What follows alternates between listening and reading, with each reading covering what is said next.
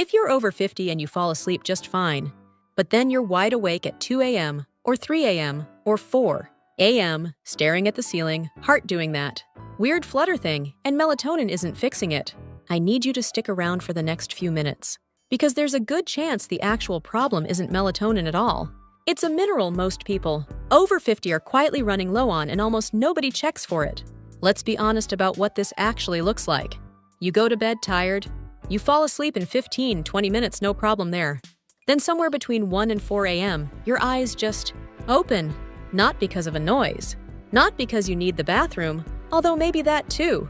You're just suddenly fully awake, mind racing a little, maybe some tension in your legs or your jaw. And getting back to sleep takes an hour, if it happens at all. If that's you, you've probably already tried melatonin.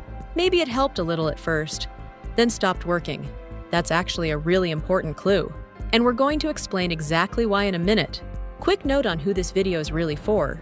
This pattern, falling asleep fine, waking up in the middle of the night, becomes dramatically more common after age 50, and even more common around and after menopause for women.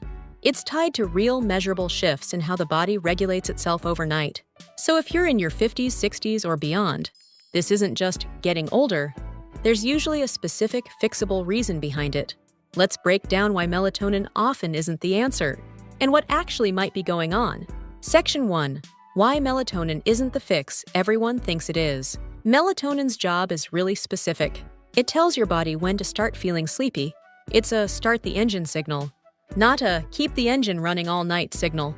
So if your problem is falling asleep, melatonin can genuinely help with that.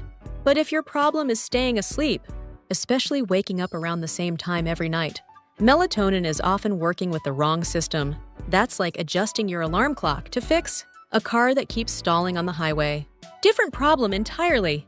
And here's the part that surprises people. Your body actually produces less melatonin naturally as you age. By your 60s, natural melatonin production can drop to a fraction of what it was in your 20s. So supplementing more of it doesn't necessarily fix middle of the night waking, because that's usually not a melatonin problem in the first place. So what actually controls whether you stay asleep through the night?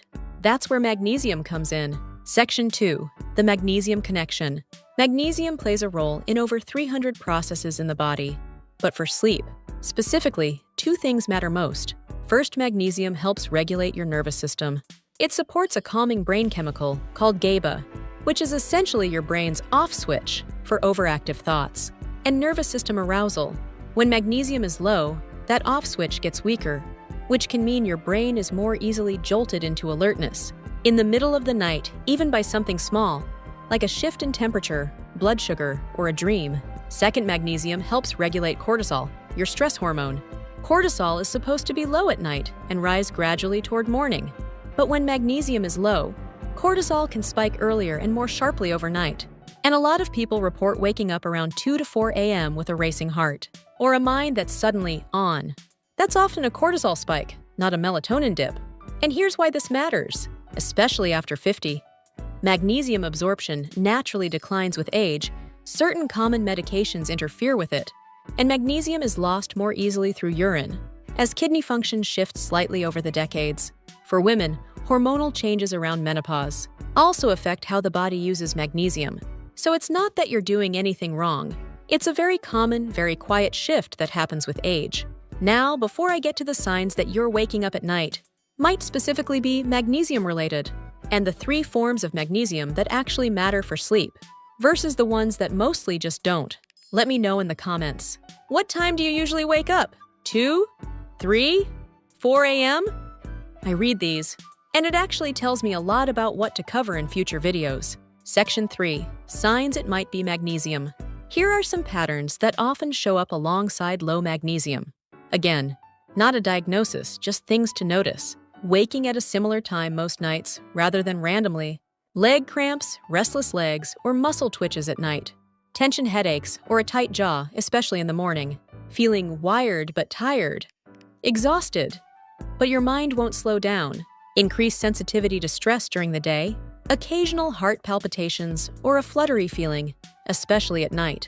If 2 or 3 of these sound familiar, that's a reasonable signal worth mentioning to your doctor. And yes, getting your levels actually checked is the right first step.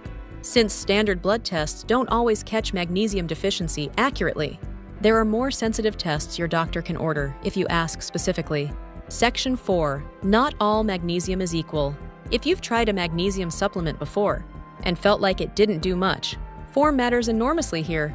Magnesium oxide, the cheapest, most common form on shelves, is mostly known for a laxative effect rather than being well absorbed. Many people take this without realizing it's not the form best suited for sleep or nervous system support. Magnesium glycinate is generally considered one of the better absorbed, gentler forms, and glycine itself has calming properties. So this combination is one people commonly consider for sleep. Magnesium threonate is another form some people look into specifically because of research on its ability to cross into brain tissue. This is genuinely something to research further or discuss with a doctor or pharmacist, since the right form and dose really does depend on your individual health, medications, and kidney function. This video is educational, not a substitute for medical advice. So please don't start supplementing without checking in with a professional, especially if you're on blood pressure medication, diuretics, or have any kidney concerns, since magnesium interacts with those. Section 5. Simple things you can do tonight. While you're figuring out the supplement side with your doctor, here are a few things that support magnesium levels and nighttime calm naturally. 1. Magnesium-rich foods in your evening meal. Leafy greens, pumpkin seeds, almonds, and dark chocolate are all solid sources. 2. Limit alcohol in the evening. Alcohol actually depletes magnesium and is one of the most common hidden causes of 3 a.m. waking. 3. Watch sodium and caffeine, especially caffeine, after midday, since both affect magnesium retention and nervous system arousal. 4. A warm bath with Epsom salt before bed is a low-risk way some people find helpful, since Epsom salt is magnesium sulfate absorbed through skin. None of these replace a proper conversation with your doctor if this has been going on for a while, but they're a reasonable, low-risk place to start tonight. So to bring this together, if you're falling asleep fine, but waking up in the middle of the night after 50, melatonin is often treating the wrong problem. It's worth having a real conversation with your doctor about your magnesium levels, especially if some of those signs sounded familiar. If this video actually helped make sense of something you've been dealing with for months or even years, hit subscribe. I cover exactly this kind of practical, research-backed health content for people over 50 every week. And if you want the follow-up video, where I go deeper into cortisol and the 3 a.m. wake-up specifically, click the video right here. Thanks for watching, and here's to actually sleeping through the night again.